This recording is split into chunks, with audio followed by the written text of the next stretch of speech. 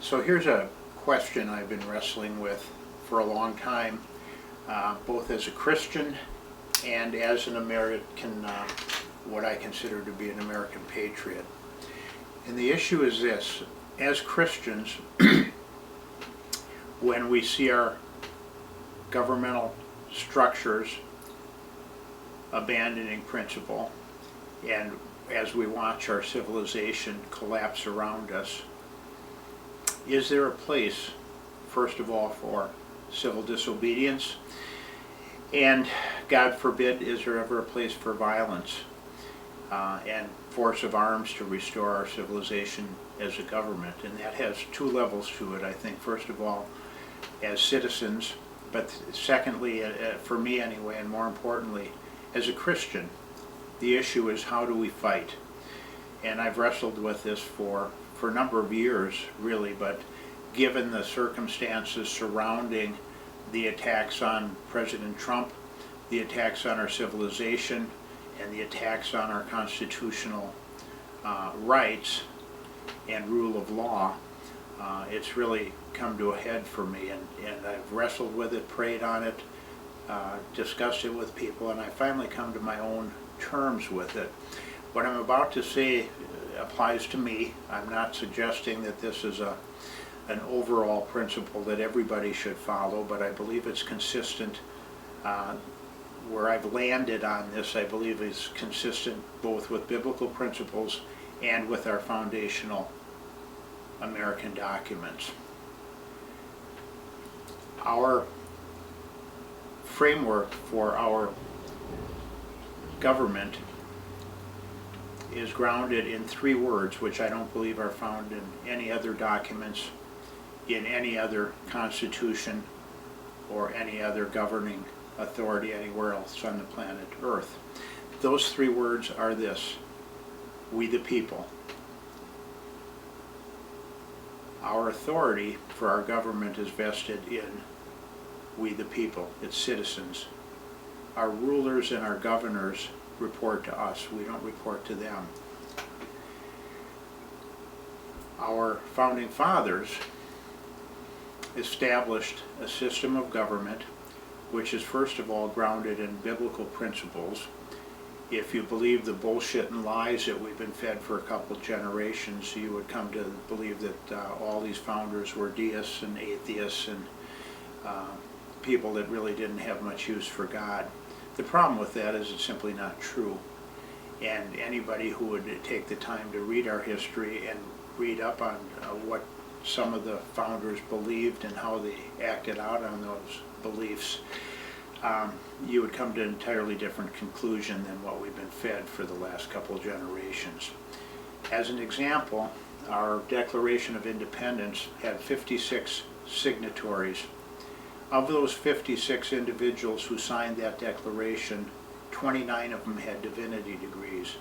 In other words, they were either ministers or theologians, Christian ministers or theologians. The Bible is embedded both by direct reference and by inference in all of our founding documentation, but particularly in the Declaration of Independence and in our Constitution. Those founders dedicated themselves to certain biblical principles as they established our government. And they committed themselves to it with a pledge, and that pledge was this: we pledge our lives, our fortunes, and our sacred honor to defend, promote, and support the principles that we institutionalized in our Constitution, in our Declaration of Independence, and in our rule of law. Those weren't idle words. A lot of those founders lost their lives, they lost their property, they lost their families, some were jailed, some were executed. They paid the price to support the concept that all men are created by their God equal and have certain natural rights that are granted by God, which governments have no right to tamper with. They embedded that principle in a form of government where authority resides in those three words, we the people. Our constitutional republic vests power and authority in its citizens, not government. We elect representatives to administer the rule of law on our behalf. Most of those government officials, be they elected or appointed or bureaucrats or what have you, many if not most of them take an oath of office. It's a covenant oath whereby they swear allegiance to our rule of law. When they break faith with that covenant, we the people have not only the right but the obligation to remove them from office. Our founders embedded in our Constitution a Second Amendment which grants us the right to retain and bear arms, not to fight Indians, not to go hunting, but to restore the rule of law in our constitutional republic when our elected and appointed representatives violate their covenant oath to uphold our rule of law. We have that right in our founding documents, and that can play out in one of a couple of different ways. If elections fail to remove them, we have the right to civil disobedience, rejecting submission to unconstitutional and unjust and ungodly laws. Should that fail, the last resort is force of arms. It's interesting that they designated that force of arms as well-regulated militias. These are not individual crackpots to be turned loose based on their own sense of justice, but an organized citizenry which can rise up and defend our constitutional way of life, our rule of law, and morality in government when our representatives violate their oath of office and break faith not only with their own integrity, but break faith with the American people.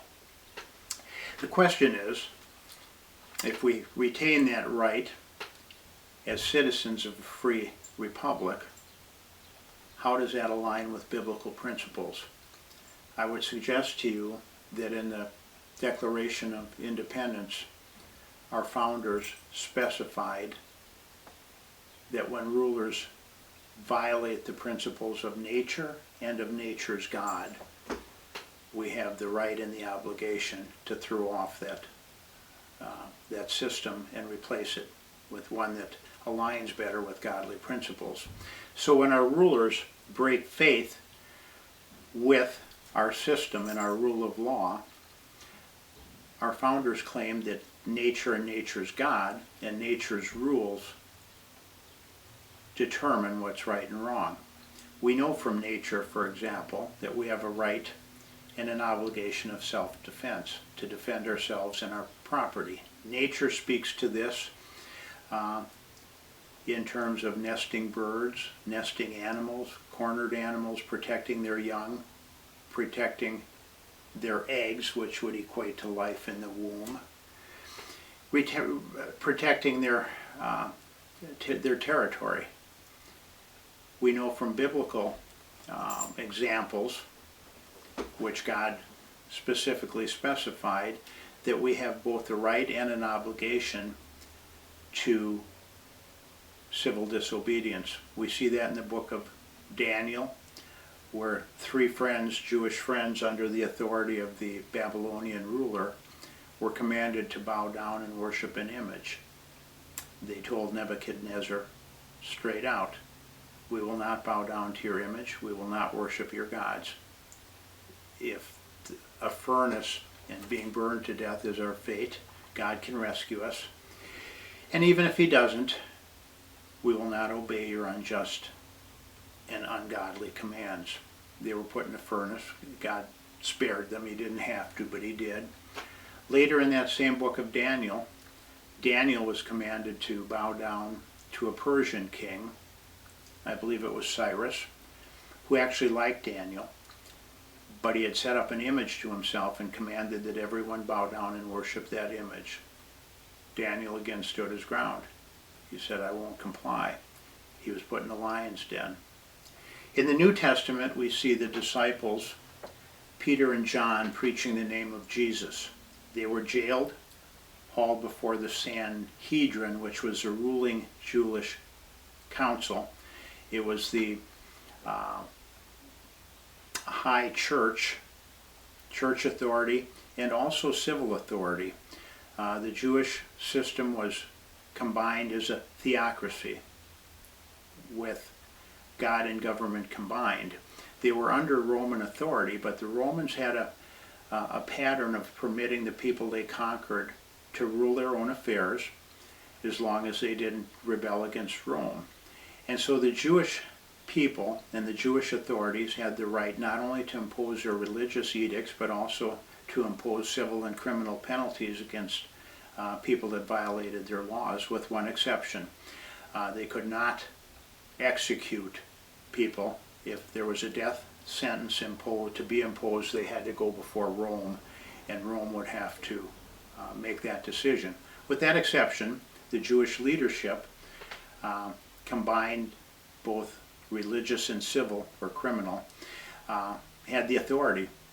They commanded, after arresting and beating the apostles Peter and John, they commanded them to stop preaching in the name of Jesus. Their response, I think, is the best expression of the principle of civil disobedience in the entire Bible. They said very simpler, it's more important that we obey God rather than man. So we're looking at a system that is now in free fall. Our civilization, as I speak, and it's in July of 2020, is collapsing around our ears. We see lawlessness and rebellion everywhere. Our leadership has failed us. Our political leadership has failed us. Our educational system has failed us. And most tragic of all, our institutional churches have failed us. They're providing little or no moral compass in this fight. So the question is, how do we fight?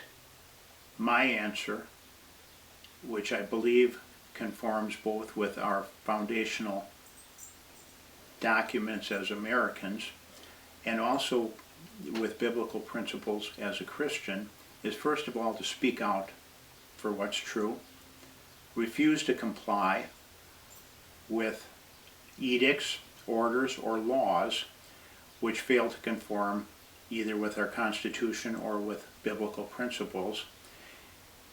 And then finally, to take steps, if necessary, to remove those people who have broken faith with we the people.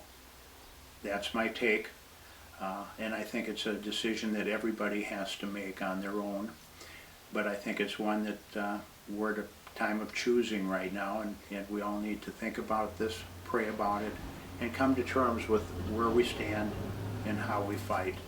Thanks for your attention.